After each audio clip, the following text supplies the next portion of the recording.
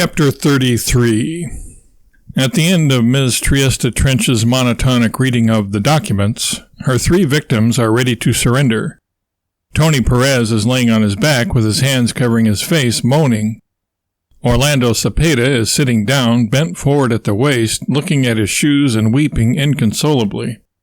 Radiating away from Don Mattingly, who is curled up in the fetal position, in a random haphazard pattern are tufts of hair, his own, which he has yanked out as a result of the extreme frustration he felt while enduring the seemingly never-ending diatribe.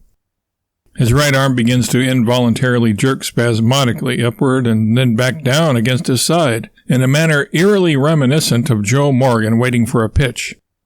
Before the days of preemptive strikes, that is. Up, down, etc., ad nauseum, ad infinitum.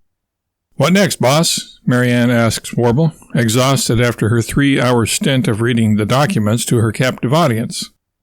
Warble also added the 3-page small-print legal disclaimer he had to sign when renting the storage unit, getting Marianne to read it between the Constitution and the Gettysburg Address. "Bean ice," Warble icily and resolutely responds. "What do you mean? I have been nice. I am being nice," Marianne insists. "No, bean ice. Give them some bean ice. That'll fix them," Warble explains. "Oh, bean ice. What flavor?" Ms. Triesta Trench asks. "I don't know. Which do you think they would prefer? Coffee, cocoa, or vanilla?"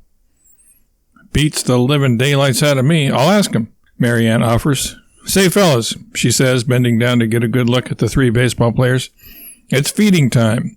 Which flavor will you have today? Coffee, cocoa, or vanilla?"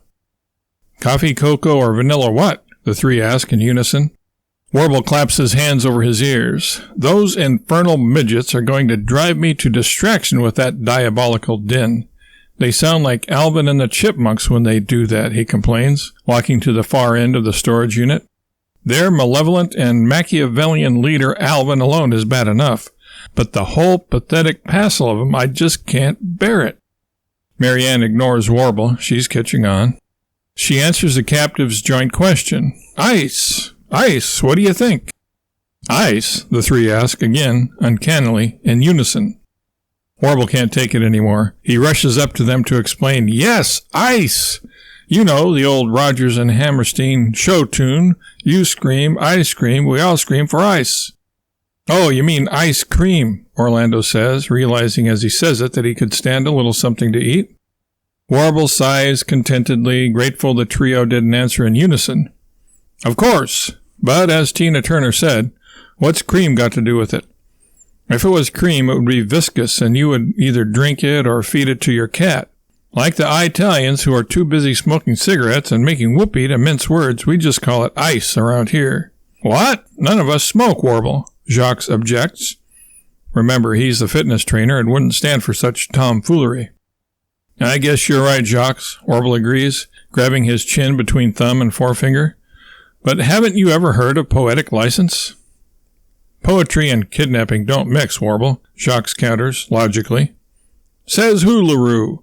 What you so crudely refer to as kidnapping is all for a good cause, to save humanity from the dastardly clutches of these slack-jawed miscreants who would sap the very strength from their fellow consumers and Americans if left to their own dark and dirty devices. And besides, I did bring along some whoopee cushions just in case things get dull and we need something to do, so don't try to tell me we don't imitate the Italians, at least in that respect." "Don't you dare sabotage my seat with one of those, Warble," Mary warns, "or I'll whoop your cushion good." Chastened and for once speechless, and to tell the whole truth and nothing but the truth, more than just a little bit intimidated, Warble retreats again into the corner of the aluminum shed. A short time later, Warble tries to save face by bringing up an interesting anecdote from history that he thinks will impress everybody and sort of goes along with the previous conversation too. One of the great eras or epochs of mankind was the Italian Sauce Age, which was preceded by adolescence and followed by the Ice Age. The Italians were so irate that the Ice Age was not named the Italian Ice Age that they blew up Mount Vesuvius in an insane and suicidal act of unparalleled depravity, desperation, and downright terrorism du jour.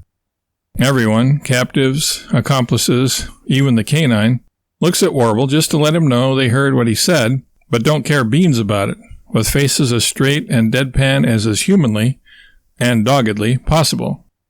Warble feels as if he's been slapped and retreats again to the far corner of the storage unit, where he sits on his haunches a spell, sulking.